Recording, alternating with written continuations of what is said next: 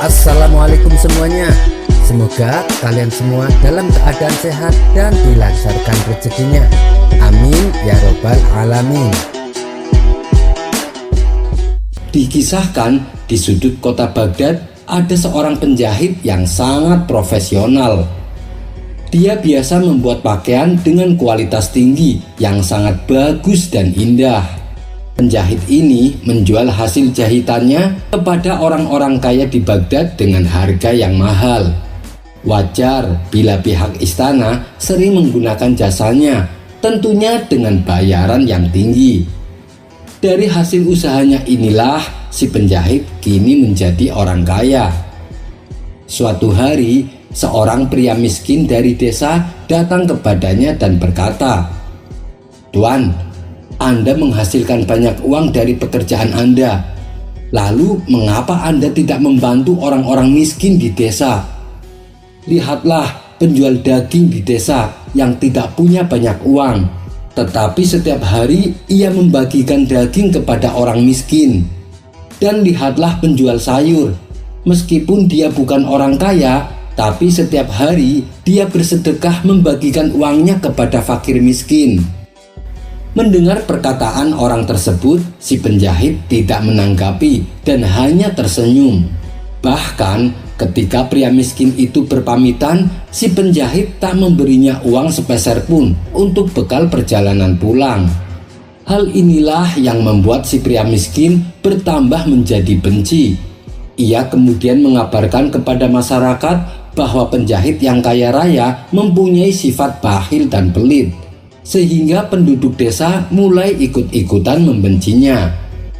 Beberapa bulan setelah kejadian itu, si penjahit jatuh sakit. Akan tetapi tidak ada satu penduduk desa pun yang peduli dan membantunya. Mereka justru mencemooh dan mengolok-oloknya. Akhirnya beberapa hari kemudian si penjahit pun meninggal dunia. Dan prosesi pemakamannya hanya dihadiri segelintir orang, yaitu kerabat dekatnya sendiri. Setelah kematian penjahit tersebut, si penjual daging kini tak lagi memberikan daging gratis kepada penduduk desa. Dan ketika mereka bertanya kepada si penjual daging berkata bahwa selama ini si penjahitlah yang secara rutin membeli daging darinya dan memintanya untuk membagikan kepada orang-orang miskin. Setelah si penjahit meninggal, maka berhenti juga sedekah darinya.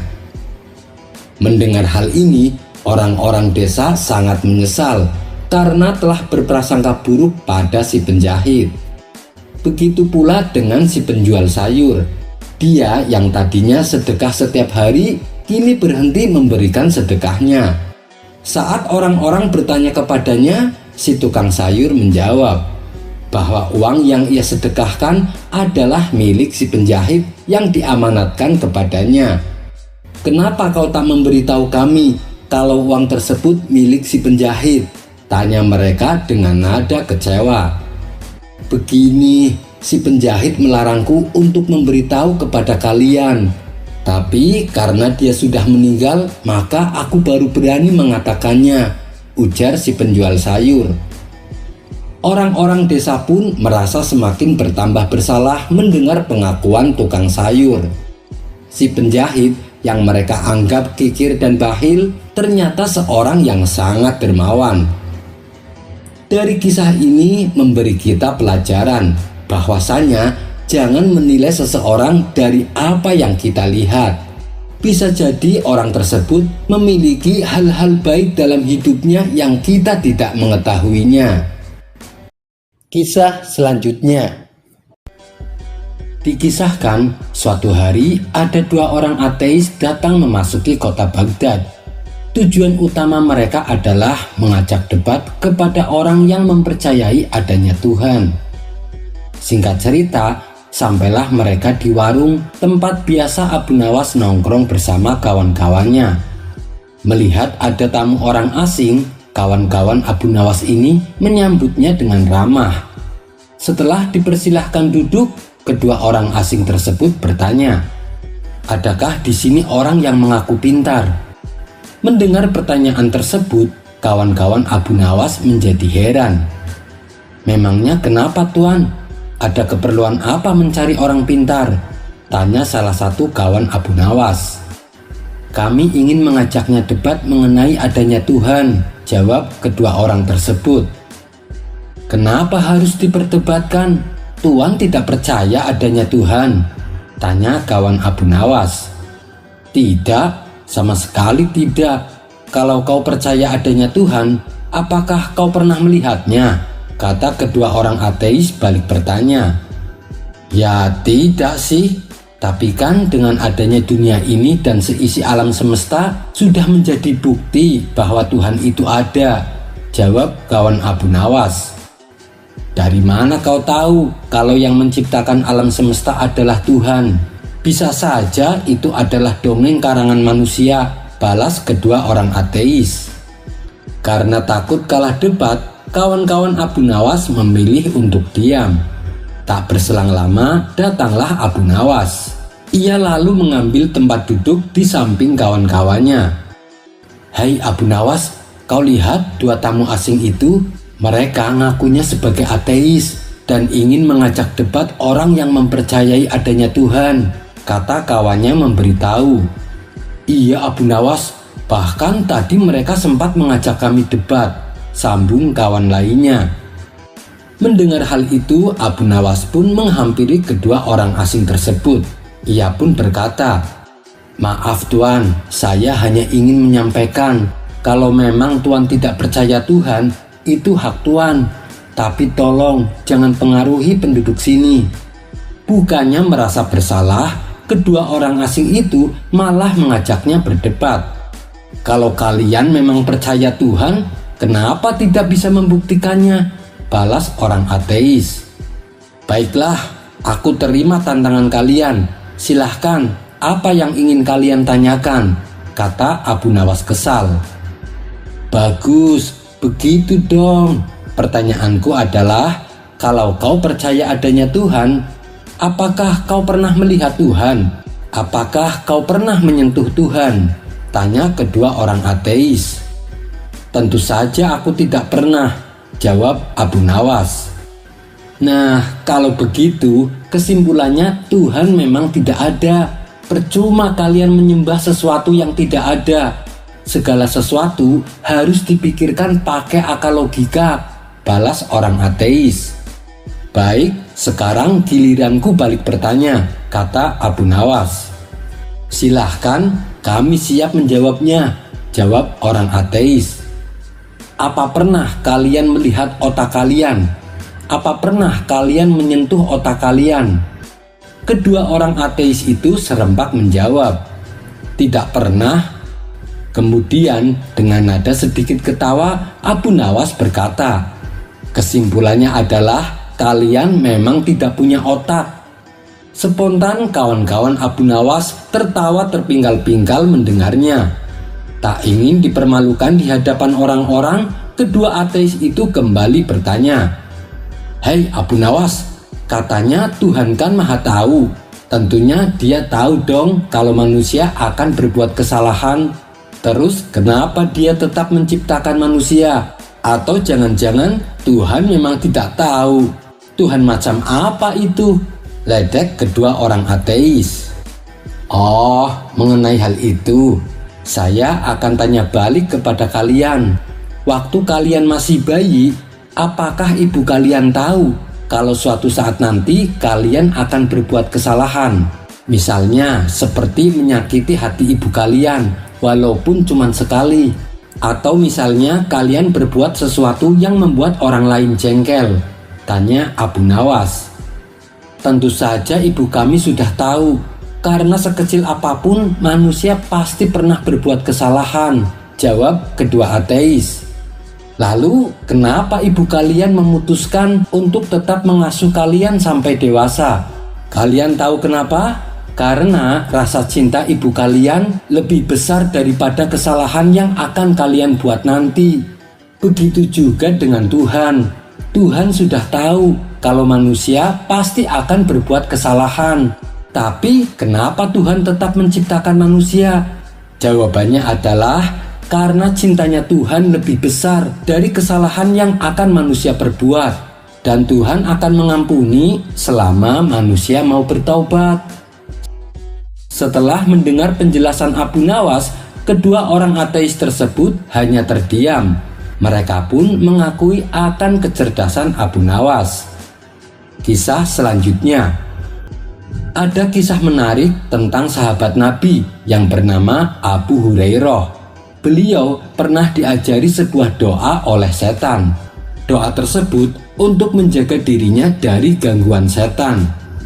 Peristiwa ini terjadi saat Abu Hurairah ditugaskan oleh Rasulullah menjaga gudang, di mana gudang tersebut berisi harta zakat Ramadan. Pada suatu malam saat beliau berjaga, ada seorang pencuri sedang mengendap-endap hendak mencuri harta yang ada di gudang. Namun aksinya ini keburu diketahui.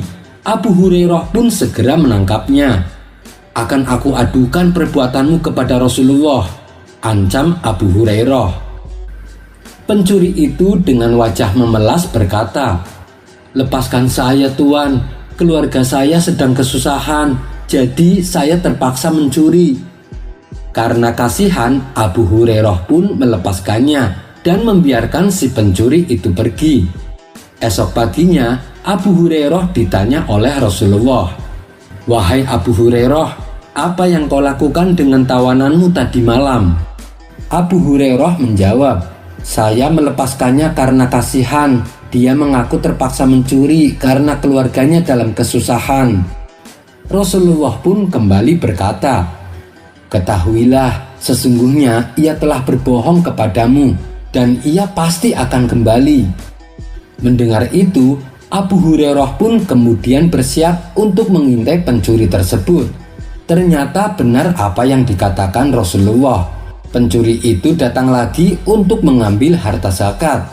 Saat si pencuri ditangkap Abu Hurairah, ia kembali berkata dengan nada memelas, "Lepaskan aku Tuan, sesungguhnya aku sedang membutuhkan dan aku mempunyai tanggungan keluarga. Aku berjanji tidak akan mengulanginya." Abu Hurairah pun kemudian kembali melepaskannya. Di pagi harinya, Rasulullah bertanya lagi, "Wahai Abu Hurairah, apa yang kau lakukan dengan tawananmu tadi malam?" Abu Hurairah menjawab, "Saya melepaskannya karena kasihan dan ia juga berjanji katanya tidak akan mengulanginya." "Wahai Abu Hurairah, ketahuilah, sesungguhnya ia telah berbohong kepadamu dan ia pasti akan kembali," ujar Rasulullah. Dan benar saja, saat malam tiba, si pencuri kembali melakukan aksinya. Abu Hurairah pun langsung menangkapnya.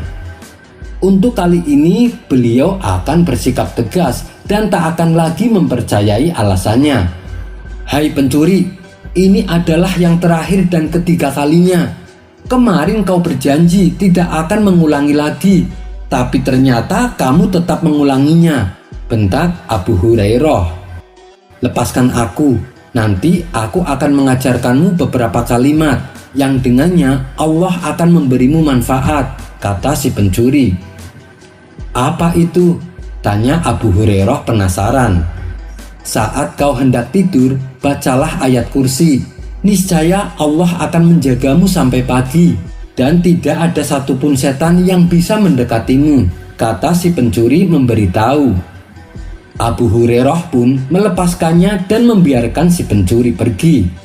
Lalu di pagi harinya, Rasulullah kembali bertanya kepada Abu Hurairah, "Apa yang dilakukan tawananmu tadi malam?" tanya Rasulullah.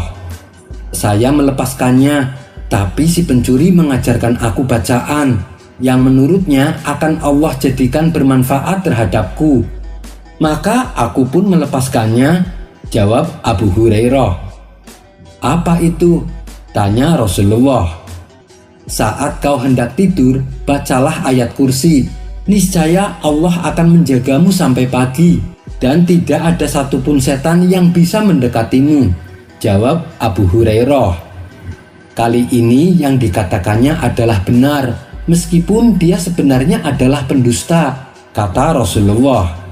"Tahukah engkau wahai Abu Hurairah, "Siapa pencuri yang 3 malam berturut-turut kau tangkap itu?"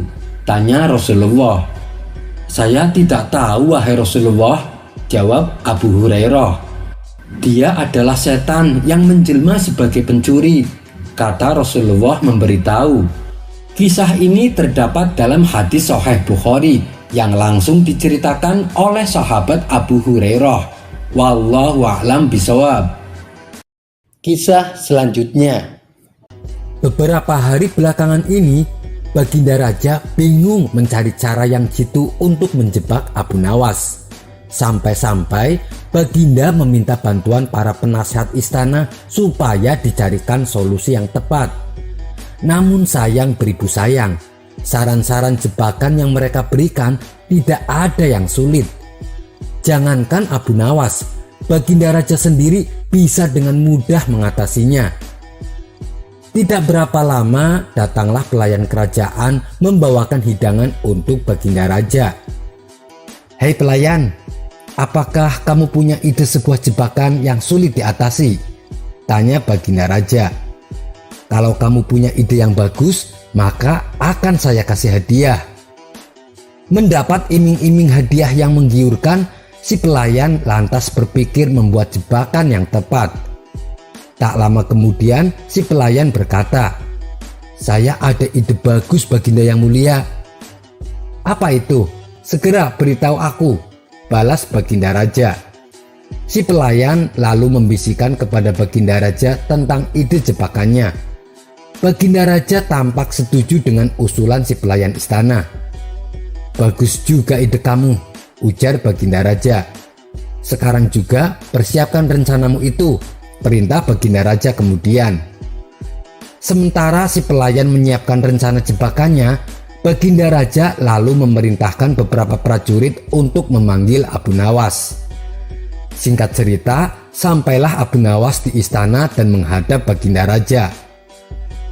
"Ampun Paduka yang mulia, ada gerangan apa? Kenapa tiba-tiba Baginda memanggil hamba?" tanya Abu Nawas.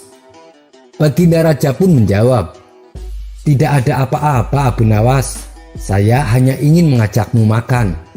"Ayo silahkan duduk Abu Nawas," ucap Baginda Raja sambil mempersilahkan Abu Nawas duduk. Lalu datanglah pelayan istana menyiapkan hidangan ayam panggang dan beberapa hidangan lezat lainnya. Kemudian Baginda Raja dan Abu Nawas duduk bersama di meja makan yang penuh dengan hidangan lezat. "Kebetulan sekali Baginda, dari pagi saya belum makan," kata Abu Nawas cengengesan. Mencium aroma ayam panggang di depannya yang begitu menggugah selera makan, Abu Nawas buru-buru mengambilnya.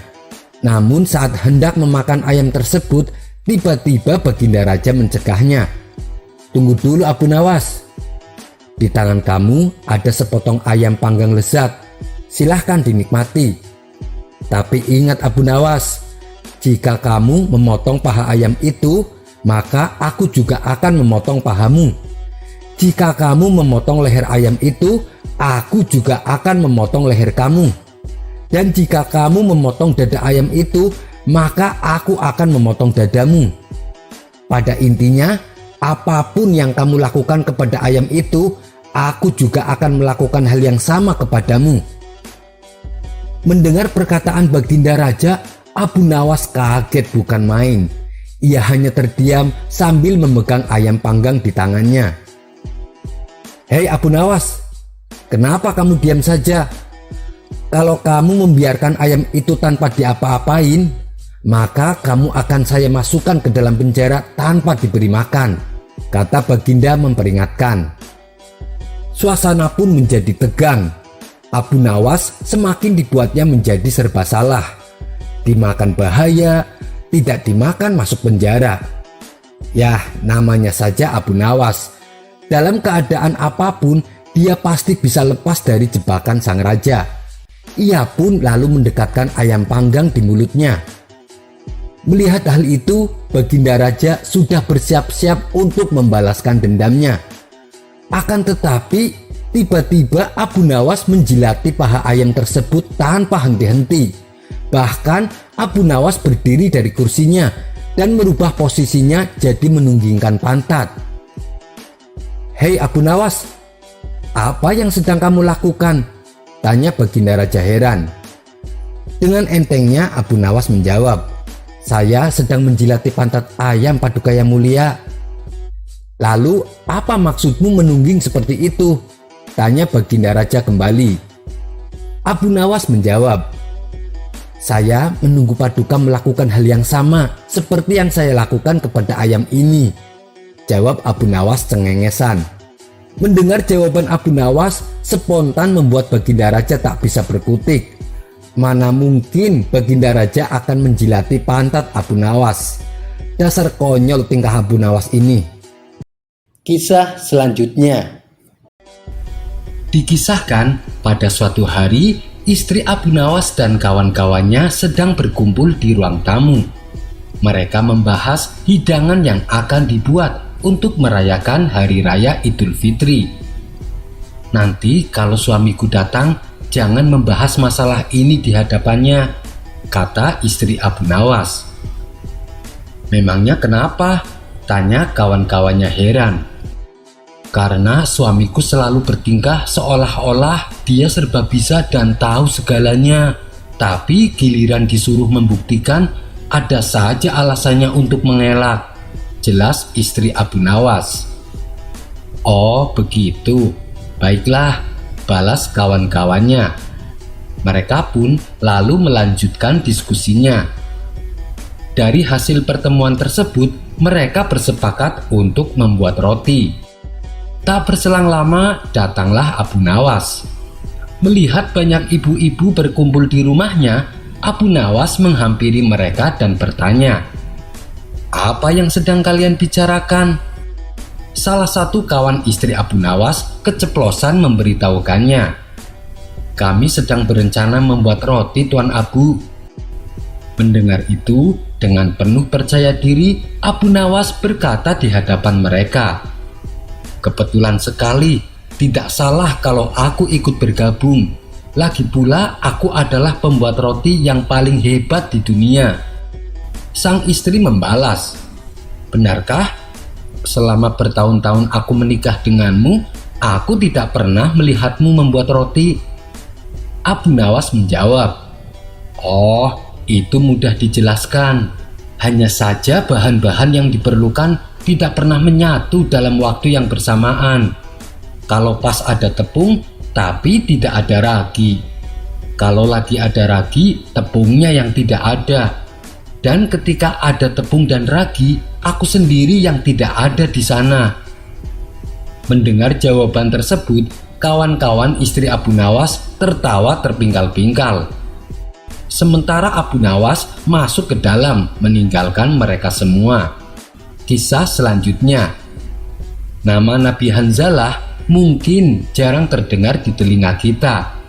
Nabi Hanzalah adalah salah satu nabi yang hidup di zaman Zulkarnain. Nama aslinya adalah Hanzalah bin Sifwan. Nabi Hanzalah diutus untuk membimbing kaum Ashabur Ros. Ia adalah seorang nabi dan rasul dari Bani Israel keturunan Yahuda, anak keempat dari Nabi Yakub. Pada surat Al-Furqan ayat 38 disebutkan, selain kaum Ad dan kaum Tsamud, ada kaum lain yang dibinasakan, yakni kaum Ashabur Ros. Kaum inilah yang menentang dan membangkang kepada ajaran Nabi Hanzalah. Mereka ini menetap di daerah Hadramut Yaman. Dalam hadis yang diriwayatkan oleh Sayyidina Ali bin Abi Thalib, beliau menjelaskan bahwa Ashabur Ros adalah sebuah kaum yang menyembah pohon sanaubar dan disebut sebagai Sahdirat atau rajanya pohon.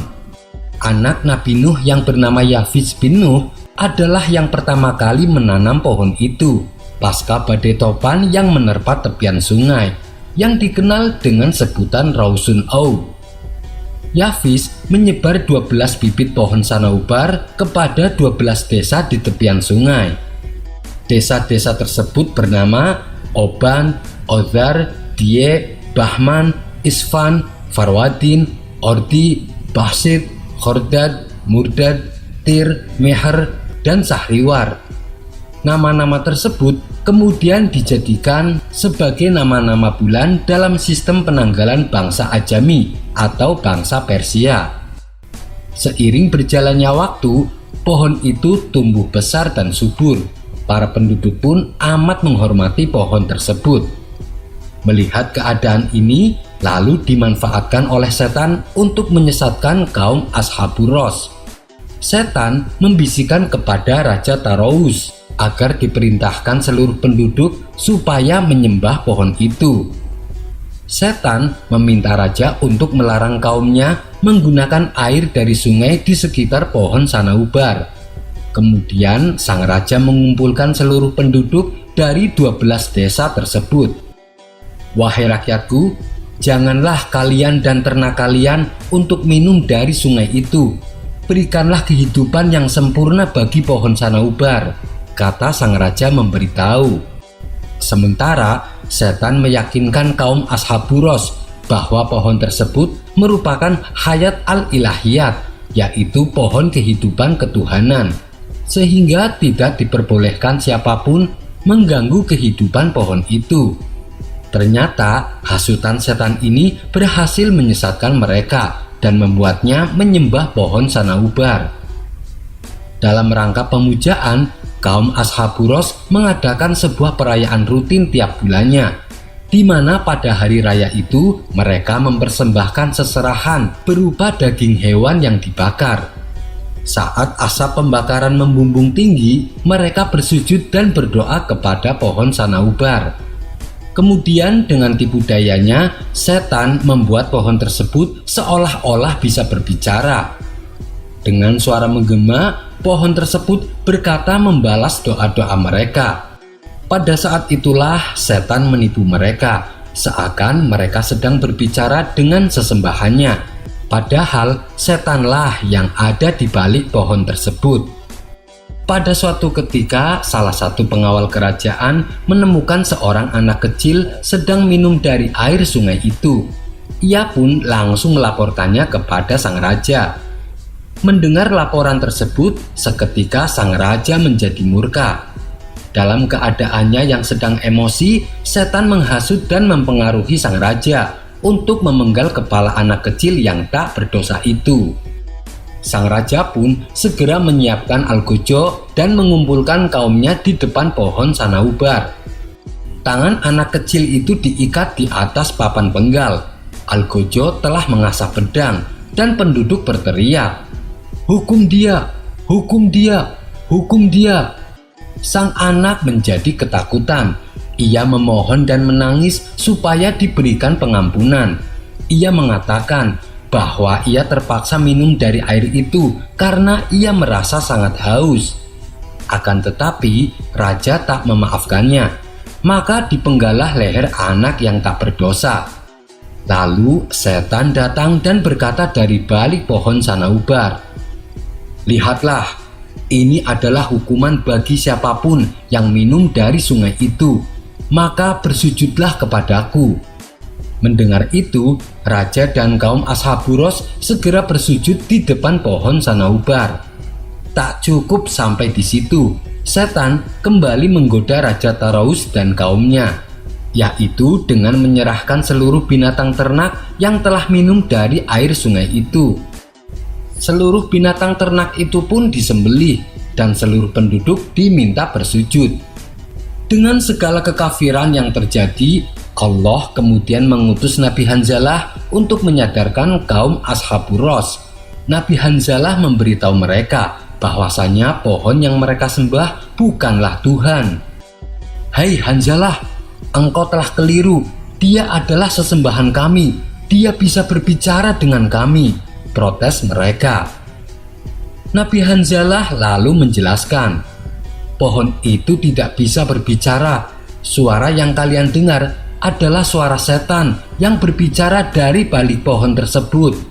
Kalian telah tega membunuh anak kecil yang tak berdosa dan membunuh hewan-hewan ternak kalian hanya karena meminum air dari air sungai itu." Akan tetapi, apa yang dikatakan Nabi Hanzalah ini dianggap sebagai hal konyol dan mustahil. Mereka pun tak menghiraukannya. Meskipun selalu mendapat pertentangan dan cemoohan, Nabi Hanzalah tak pernah berhenti mengajak kaumnya untuk kembali ke jalan yang benar. Hingga pada suatu hari, mereka pun lalu mendatangi Nabi Hanzalah. "Kami akan beriman kepada Tuhanmu, tapi ada syaratnya. Kau harus menolong kami dari serangan burung angka," kata mereka. Nabi Hanzalah menyanggupi permintaan tersebut. Menurut kisah dari Al-Kisai, kota yang ditinggali oleh kaum Ashabur Ros terdapat sebuah gunung yang bernama Falaj, di mana di gunung tersebut menjadi tempat tinggal burung raksasa yang bernama Anka. Apabila burung itu terbang, tubuhnya bisa menutupi sinar matahari. Lehernya panjang seperti unta dan memiliki 4 sayap. Burung ini suka membawa hewan-hewan berukuran besar seperti kuda, unta, dan gajah, lalu dibawanya ke gunung tempat tinggalnya dan kemudian memangsanya. Burung angka ini juga dikisahkan suka memangsa anak kecil, membawanya dengan cakar lalu dijadikan makanan untuk anak-anaknya. Keberadaan burung angka membuat kaum Ashabur Ros menjadi gelisah. Oleh karena itu, mereka meminta pertolongan kepada Nabi Hanzalah. Mereka berjanji akan mengimani ajaran Nabi Hanzalah, tapi apabila ia berhasil menewaskan burung raksasa tersebut. Kemudian Nabi Hanzalah berdoa kepada Allah, "Ya Allah, matikanlah burung angka dan putuskanlah keturunannya." Allah pun segera mengabulkan doa Nabi Hanzalah. Seketika burung angka beserta anak-anaknya tiba-tiba tewas terbakar dan berjatuhan, hingga tidak ada lagi burung angka yang tersisa di dunia. Melihat itu, kaum Ashabur Ros menjadi sangat gembira dan bersukacita. Kini mereka bisa hidup aman tanpa harus merasa khawatir dengan serangan burung raksasa. Namun, setelah mereka diselamatkan, kaum Ashabur Ros ini tak menepati janjinya. Mereka masih saja menyembah pohon Sanaubar. Karena dakwahnya tidak diterima, akhirnya Nabi Hanzalah berdoa kepada Allah. Ia meminta supaya pohon Sanaubar yang jadi sesembahan dibuat layu dan mati kekeringan. Allah pun kembali mengabulkan doa Nabi Hanzalah. Ketika menyaksikan itu, kaum Ashabur Ros sangat marah dan murka. "Sesungguhnya lelaki ini telah menyihir Tuhan kita," kata mereka. Maka mereka pun berniat untuk membunuh Nabi Hanzalah. Mereka ingin Nabi Hanzalah mati dengan tersiksa. Kemudian mereka membuat sebuah sumur yang sangat dalam, di mana sumur tersebut nantinya akan digunakan untuk membuang Nabi Hanzalah dan membuatnya mati karena kelaparan serta kehausan. Pada esok harinya ditangkaplah Nabi Hanzalah. Ia lalu dilemparkan ke dalam sumur yang sudah dibuat dan menutupnya dengan batu yang besar. Rupanya dari sekian banyaknya kaum Ashabur Ros, ada salah seorang budak hitam yang mengimani ajaran Nabi Hanzalah. Ia juga melihat bagaimana Nabi Hanzalah dimasukkan ke dalam sumur. Budak hitam ini tidak bisa mengeluarkan Nabi Hanzalah dari sumur itu karena batu yang menutupinya sangatlah besar dan berat. Kalaupun ia mampu, ia juga tak akan mungkin berani melakukannya. Bisa-bisa ia akan dihukum mati. Oleh karena itu, ia hanya bisa menolongnya dengan cara memberi makanan Nabi Hanzalah secara diam-diam. Setiap hari sehabis mencari kayu bakar, ia memberikan makanan dan minuman melalui celah batu yang menutupi sumur. Sampai suatu ketika, budak hitam ini kelelahan karena mencari kayu, dan ia pun mulai beristirahat sejenak. Namun saat budak ini tertidur, Allah Subhanahu wa Ta'ala sengaja membuat tidurnya menjadi lama. Ia tertidur selama 7 tahun. Ketika ia tertidur, kaum Ashabur Ros diberikan azab yang sangat pedih. Allah mengazabnya dengan menjadikan mereka batu hitam. Tidak hanya orangnya saja, bahkan pepohonan dan hewan ternak pun berubah menjadi hitam. Azab ini sesuai yang Allah firmankan dalam Al-Quran surat Al-Furqan ayat 39. Dan kami jadikan bagi masing-masing mereka perumpamaan, dan masing-masing mereka itu benar-benar telah kami binasakan dengan sehancur-hancurnya. Sampai akhirnya salah sebagian dari mereka bertaubat dan mengeluarkan Nabi Hanzalah dari sumur. Mereka pun mulai beriman kepada Allah dan Nabi Hanzalah alaihi salam. Setelah itu, Nabi Hanzalah pun penasaran kemana perginya budak hitam yang selalu memberinya makan. Ketika ia menanyakan kepada kaum Ashaburos, mereka tidak ada yang mengetahui, tidak ada yang tahu kemana dia pergi dan apa yang dilakukannya. Dalam sebuah tafsir Ibnu Katsir, beliau menjelaskan, tatkala Nabi Hanzalah dikeluarkan dari sumur, ia bertanya kepada kaumnya tentang keberadaan budak hitam yang menolongnya.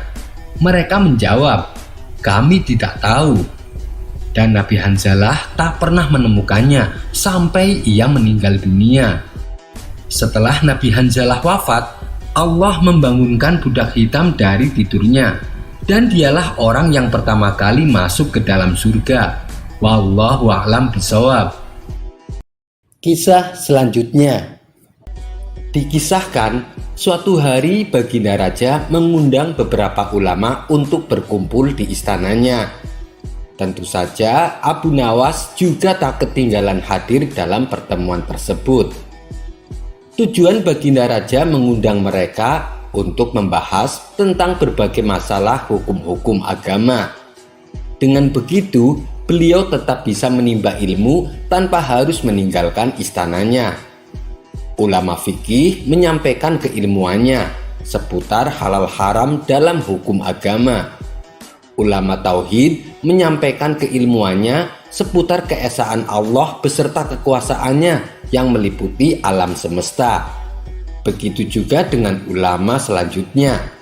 Setelah masing-masing ulama menyampaikan ilmu sesuai dengan bidangnya, kini tibalah giliran Abu Nawas. Karena bingung harus menyampaikan apa, Abu Nawas pun berkata, "Ampun Paduka yang mulia, apa yang ingin Paduka dengar dari saya? Saya rasa para ulama ini sudah menyampaikan semuanya," ujar Abu Nawas.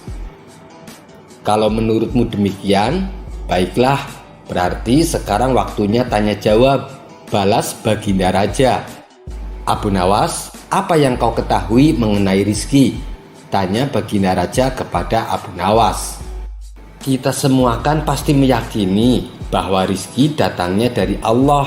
Sebagaimana dalam firman-Nya, tidak ada suatu binatang melata pun di bumi, melainkan Allah lah yang memberi rizkinya. Rizki itu bisa datang dari mana saja Paduka. Kita sebagai manusia cukup bertawakal dengan benar.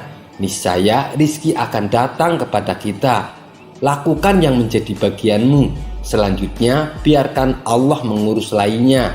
Ini berdasarkan hadis Nabi yang berbunyi, "Andai kalian bertawakal kepada Allah sebenar-benar tawakal, niscaya Allah akan berikan rizki kepada kalian, sebagaimana Dia memberikan rizki kepada burung yang pergi dalam keadaan lapar, lalu pulang dalam keadaan kenyang," kata Abu Nawas menjelaskan.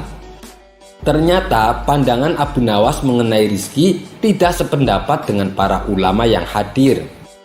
"Wahai Abu Nawas, seandainya seekor burung tidak keluar dari sangkarnya, bagaimana mungkin ia akan mendapatkan rizki?" tanya salah satu dari mereka. "Untuk mendapatkan rizki dibutuhkan usaha dan kerja keras Abu Nawas. Rizki itu tidak datang sendiri, melainkan harus dicari dan didapatkan melalui sebuah usaha timpal yang lain." Tapi Abu Nawas bersikukuh dengan pendapatnya, sehingga terjadilah sedikit perdebatan di antara mereka.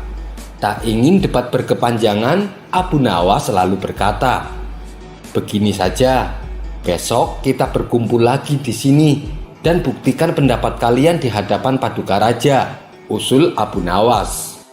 Para ulama ini pun sepakat dengan tawaran Abu Nawas tersebut. Abu Nawas dan para ulama kemudian pamit kepada Baginda Raja meninggalkan istana. Setelah berpamitan kepada Baginda Raja, Abu Nawas pun segera pulang ke rumahnya sebab ia harus mengajar murid-muridnya. Sementara para ulama ini sibuk mencari cara untuk membuktikan pendapat mereka. Hingga pada akhirnya saat mereka berjalan pulang menyusuri sebuah desa, mereka melihat penduduk setempat sedang panen buah kurma. Kemudian terbesitlah niatan para ulama untuk membantu warga. Setelah selesai dengan pekerjaannya, para ulama ini mendapat imbalan beberapa ikat buah kurma dari warga setempat. Mereka senang bukan main. Para ulama ini senang bukan karena mendapatkan kurma, tetapi karena memiliki alasan untuk menyampaikan kepada Abu Nawas dan Baginda Raja bahwa pendapat mereka soal rizki adalah benar. Kita mendapatkan buah kurma karena kita berusaha dan bekerja, sedangkan Abu Nawas hanya diam di rumah. Mana mungkin dia mendapatkan kurma? Ini menunjukkan bahwa rizki bisa didapatkan bila mencarinya dan bekerja. Jadi pendapat kita sudah benar. Besok kita bawa kurma ini sebagai buktinya. Kita tunjukkan kepada Abu Nawas dan Baginda Raja, kata salah satu ulama kepada kawannya. Maka pada keesokan harinya, para ulama ini datang ke istana. Sesampainya di sana, ternyata sudah ada Abu Nawas duduk di hadapan Baginda Raja. Melihat para ulama sudah datang, Baginda Raja segera menyambutnya. "Kemarilah, silahkan duduk tuan-tuan," sambut Baginda Raja. Mereka pun lalu duduk bersebelahan dengan Abu Nawas. Salah satu dari mereka kemudian berkata, "Ampun Paduka yang mulia, sesuai dengan janji kami membawakan bukti atas pendapat kami. Kami rasa pendapat Abu Nawas kurang tepat Paduka, justru pendapat kamilah yang lebih tepat."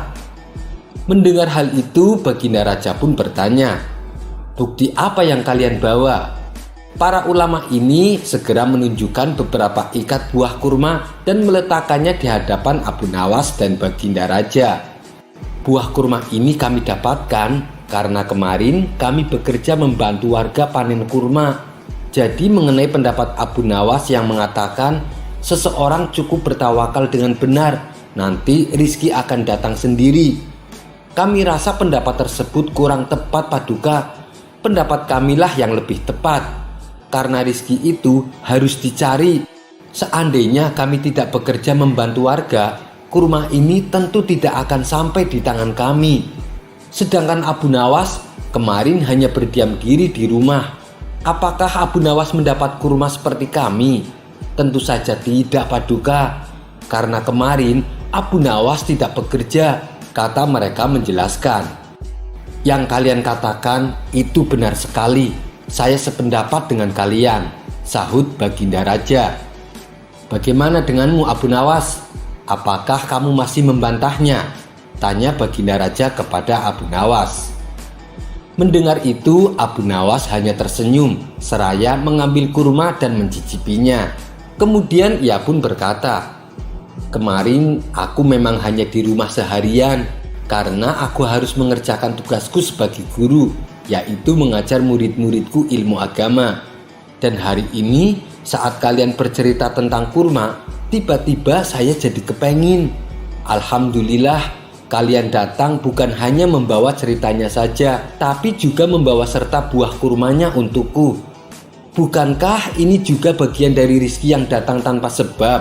Seperti yang saya ucapkan dulu Paduka, cukup dengan tawakal yang benar kepada Allah, niscaya Allah akan berikan rizki. Lakukan yang menjadi tugasmu. Selanjutnya biarkan Allah yang mengurus lainnya. Dan saya melakukan tugasku sebagai guru. Lalu Allah mengirim kalian membawakan kurma untukku," ucap Abu Nawas tak mau kalah. Mendengar penjelasan Abu Nawas, mereka pun langsung tertawa satu sama lain. "Kamu memang cerdik Abu Nawas," puji Baginda Raja. Sementara para ulama ini meskipun berbeda pendapat, mereka tak saling menyalahkan dan membenarkan pendapatnya sendiri. Begitulah indahnya Islam apabila saling menghormati perbedaan pendapat. Kisah selanjutnya. Diceritakan ada seorang menteri istana yang sering berbuat jahat. Dia sangat ditakuti oleh warganya. Jika melihat perempuan cantik, terutama istri orang, pasti direbutnya. Dan apabila membeli suatu barang, tidak pernah mau membayar. Tentang kisah menteri bejat ini sampai juga ke telinga Abu Nawas, sehingga membuat hatinya menjadi panas. "Kurang ajar, aku harus memberi dia pelajaran," ucap Abu Nawas geram. Berangkatlah Abu Nawas ke tempat menteri itu tinggal. Ia sengaja menyewa rumah yang berdekatan untuk melakukan penyelidikan. Setelah beberapa hari membaur dengan penduduk setempat, ia pun kenal dengan sang menteri dan bahkan bersahabat baik. Begitu baiknya pendekatan yang dilakukan, sampai-sampai menteri itu tidak mencurigai Abu Nawas. Abu Nawas bebas keluar masuk rumah sang menteri sesuka hatinya. Di dalam rumah sang menteri, Abu Nawas melihat sebuah tiang gantungan yang biasa digunakan untuk membunuh orang-orang yang dianggap bersalah kepada sang menteri. Cara menggantungnya pun dengan cara yang sadis, yaitu kaki di atas dan kepalanya di bawah. Dalam posisi demikian, orang tersebut nanti dipukuli sampai mati. Abu Nawas akhirnya menjadi yakin bahwa berita tentang kejahatan sang menteri memang benar adanya. "Tunggu saja, kamu pasti akan menanggung perbuatanmu," tekad Abu Nawas. Keesokan harinya, Abu Nawas berjalan-jalan di sebuah sudut desa. Tanpa sengaja, ia pun bertemu pemuda tampan yang sedang menggiring lembu. "Hei anak muda, apakah lembu itu akan dijual?" tanya Abu Nawas. "Tidak tuan, karena ini adalah lembu warisan dari bapak hamba," jawab si pemuda. "Lebih baik lembu itu dijual saja," Abu Nawas mencoba merayu. "Kalau laku dengan harga tinggi, uang tersebut bisa dijadikan modal untuk berdagang, sehingga uang itu bisa menjadi banyak." Sejenak pemuda itu terdiam. Rupanya dia mulai termakan rayuan Abu Nawas. Ia pun tampak berpikir. "Betul juga kata tuan," jawabnya kemudian. "Namun untuk menjualnya, hamba harus berkonsultasi dengan ibu di rumah. Kalau ibu setuju, boleh tuan membelinya." "Itu akan lebih baik," sambut Abu Nawas setuju. Sementara anak muda itu pulang, Abu Nawas memeras otak. Ia akan berusaha memanfaatkan ketampanan wajah anak muda itu untuk melaksanakan rencananya. Tidak beberapa lama kemudian, pemuda tampan itu kembali menemui Abu Nawas. "Tuan, ibu saya bersedia menjual lembu ini," kata pemuda tampan tersebut. "Bagus, tapi sebenarnya yang akan membeli lembu adalah Tuan Menteri. Mari kita ke rumahnya sekarang," ajak Abu Nawas. Setibanya di rumah Tuan Menteri, Abu Nawas berpesan kepada si pemuda. "Hai pemuda, bawa lembu kamu itu ke kebun dan tunggulah aku di sana. Aku akan masuk ke rumah untuk memberitahu Tuan Menteri." Abu Nawas lantas menemui Tuan Menteri. "Tuan Menteri, ada seorang pemuda yang hendak menjual lembu gemuk. Kalau Anda tertarik, silahkan Anda datangi dia di kebun." "Kebetulan sekali Abu Nawas, aku memang lagi mencari lembu untuk acara pesta," ujar Tuan Menteri. Tuan Menteri pun langsung bergegas menemui pemuda tampan di kebunnya. Namun naas dialami oleh si pemuda tampan. Sang menteri tidak mau membayar lembu yang dibawanya. Ia mengambil paksa lembu si pemuda tampan dengan alasan apabila ada hewan yang masuk ke dalam kebunnya, maka itu sudah menjadi miliknya. "Tapi itu hewan wasiat dari ayah saya, Tuan Menteri," ucap pemuda itu memohon. Akan tetapi Tuan Menteri malah menyuruh pengawalnya untuk mengusir pemuda tampan itu dari kebunnya. Tak lama kemudian Abu Nawas menemui si pemuda tampan tersebut. "Bagaimana anak muda? Berapa harga yang kau jual kepada Tuan Menteri?" tanya Abu Nawas. "Dia telah menipu saya, Tuan. Dia merampas paksa lembu saya dan tak mau membayarnya sama sekali," jawab si pemuda dengan wajah sedih. "Saya kira jual belinya akan berjalan lancar, makanya saya tinggal sebentar karena ada urusan. Tapi baiklah, saya akan membantumu, asal kamu bersedia melakukan apa yang aku perintahkan," kata Abu Nawas. Pemuda itu menjawab, Iya, saya bersedia Tuan. Saya ingin sekali menghajar menteri itu. Lalu, apa yang harus saya lakukan Tuan? Tanya si pemuda tampan. Begini anak muda, dengan ketampananmu, kamu bisa menyamar jadi wanita yang cantik. Karena Tuan Menteri gemar menggoda wanita, kamu bisa memanfaatkan kesempatan itu untuk menghajar Tuan Menteri sepuasmu. Jelas Abu Nawas. Mereka berdua lalu menyusun strategi untuk menjebak Tuan Menteri. Keesokan harinya, dengan menyamar sebagai wanita cantik, si pemuda berjalan melewati rumah Tuan Menteri. Kebetulan Tuan Menteri memang sedang berada di depan pintu rumahnya.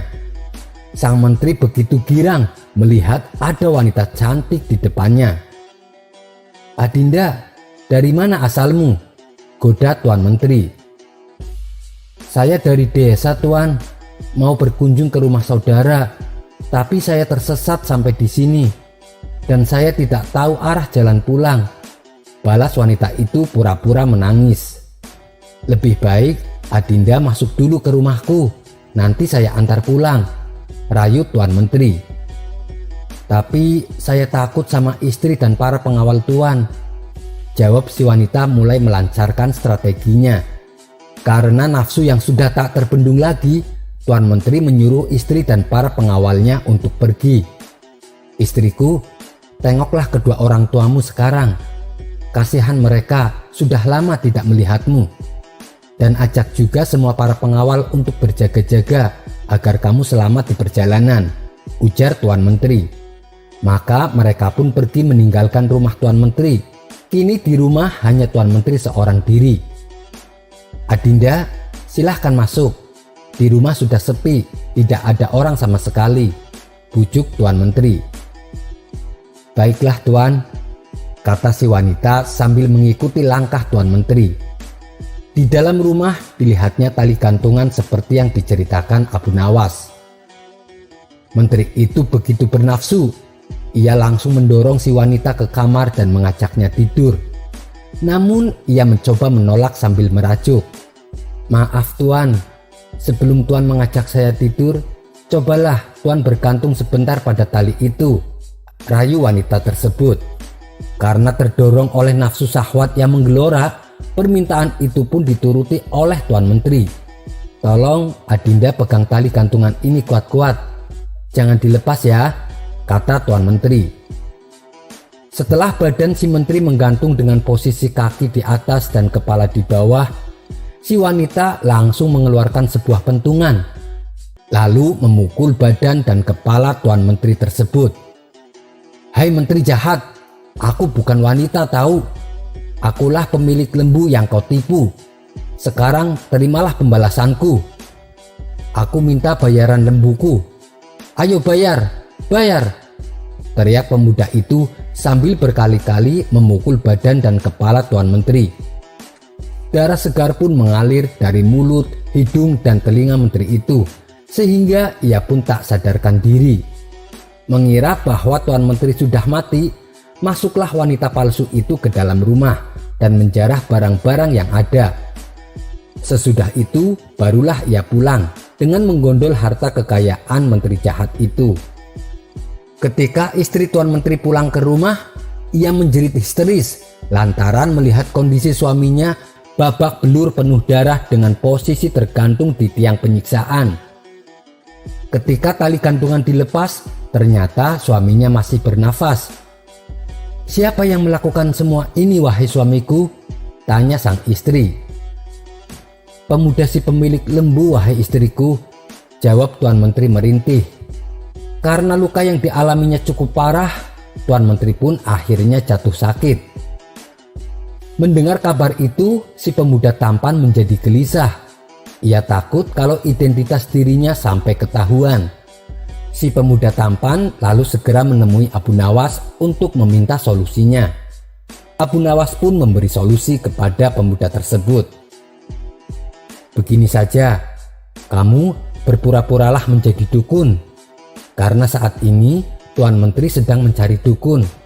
Lalu kamu cari cara agar semua pengawalnya meninggalkan Tuan Menteri seorang diri, saran Abu Nawas. Esok harinya dengan menyamar sebagai kakek tua bertongkat, si pemuda pergi ke rumah menteri tersebut. Ia memakai jubah panjang dan serba putih dengan langkah terbungkuk-bungkuk. "Tuan, ada perlu apa datang kemari?" tanya si pengawal. "Saya adalah dukun. Saya akan mengobati Tuan Menteri," jawab kakek dukun tersebut. Ia pun lalu diantar ke kamar Tuan Menteri yang sedang berbaring kesakitan. "Lukanya sangat parah, Tuan Menteri. Untuk mengobati luka Tuan yang parah ini, saya butuh daun kayu beserta akarnya," kata kakek dukun kepada Tuan Menteri. Menteri itu kemudian menyuruh 3 orang pelayan untuk memenuhi permintaan sang dukun. Tak lama kemudian, kakek dukun itu berkata kembali, "Maaf, saya ada yang lupa, Tuan Menteri. Ada lagi daun kayu yang lain yang hamba butuhkan. Tolong supaya pelayan yang lain disuruh mencari." Maka menteri itu pun menyuruh pelayan lainnya, sehingga rumah itu kosong, karena anak dan istri menteri itu sebelumnya sudah pergi keluar rumah. Setelah yakin bahwa rumah itu kosong, maka dukun itu segera mengambil pentungan dan dipukulnya sekujur badan menteri itu sampai babak belur dan mengeluarkan darah dari hidung, telinga, dan mulutnya. "Hai menteri, aku bukan dukun, tapi pemilik lembu yang kamu tipu. Mana bayaranmu?" bentaknya. Menteri itu pingsan dan tidak bernafas lagi. Dikiranya si menteri sudah mati, cepat-cepat dukun itu pergi karena khawatir para pelayan itu segera kembali. Setelah istri Tuan Menteri dan para pengawalnya kembali, dilihatnya Tuan Menteri dalam kondisi pingsan dengan luka yang tambah parah. Begitu Tuan Menteri tersadar dari pingsannya, ia khawatir dengan keselamatan dirinya. Ia pun menyuruh keluarganya untuk mengabarkan berita palsu kalau dirinya sudah mati dan mengadakan acara pemakaman palsu. Tujuannya adalah agar ia selamat dari rencana pembunuhan. Namun dasar Abu Nawas, ia bisa mengetahui rencana busuk si Tuan Menteri.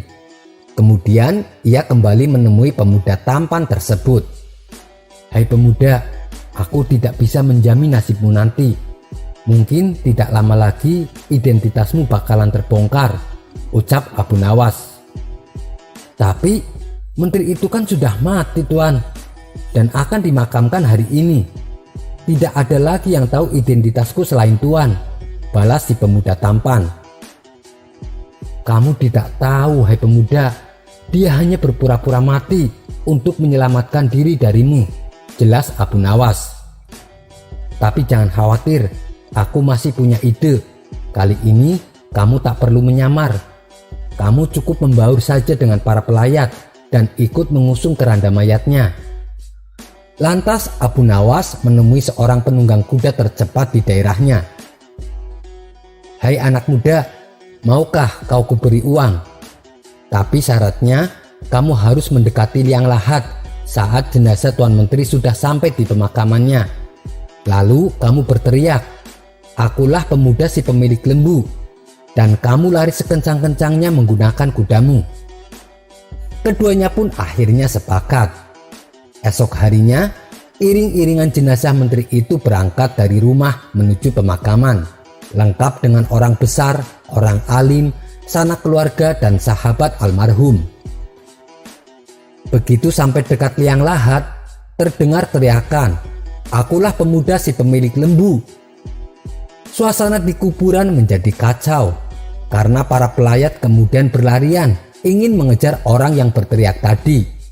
Namun apa daya, orang yang dikejar sudah kabur dengan kudanya.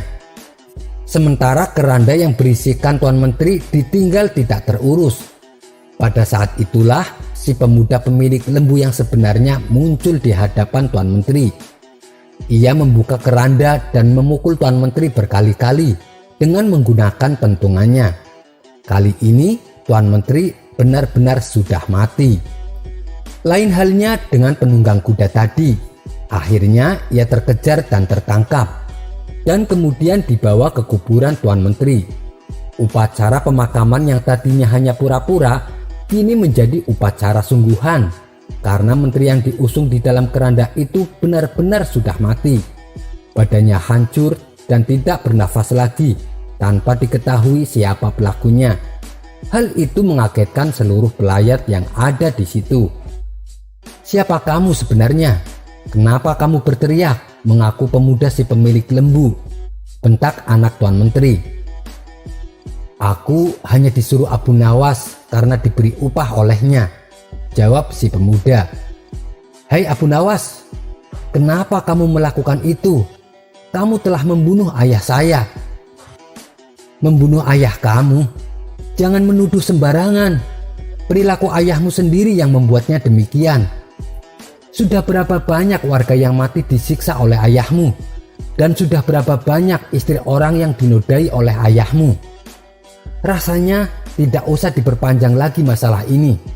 Justru itu akan membuat malu besar nantinya. Lebih baik kamu doakan saja agar bapakmu diampuni oleh Allah." Anak menteri itu terdiam, sebab ia tahu semua perbuatan bapaknya. "Barangkali memang demikianlah takdir ayahku," pikirnya dalam hati sambil berjalan pulang ke rumah. Kini para penduduk sudah mulai hidup tenang karena sudah tidak ada lagi menteri yang akan berbuat jahat kepada warganya. Sekian dulu perjumpaan kita kali ini. Sampai bertemu lagi di kisah selanjutnya. Terima kasih yang sudah subscribe dan setia menonton channel ini. Wassalamualaikum warahmatullahi wabarakatuh.